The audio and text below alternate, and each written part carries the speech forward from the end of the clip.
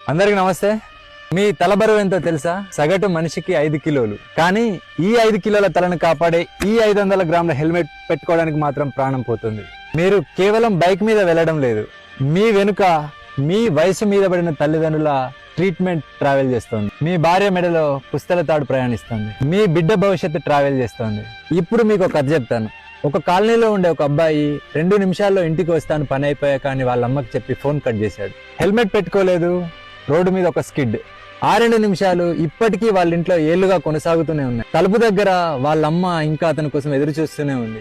బిడ్డ కూడా అడుగుతుంది, నాన్న ఎప్పుడు వస్తాడని. రోడ్డు మీద జరిగిన ప్రమాదంలో ఆ రక్తం రోడ్డు మీద మాత్రమే పడలేదు, ఆ ఇంటి గడప దాటి లోపలికి వెళ్లి వాళ్ళ నాన్న కళ్ళల్లో కన్నీరైంది. అమ్మ గుండె ఆగిపోయేలా చేసింది.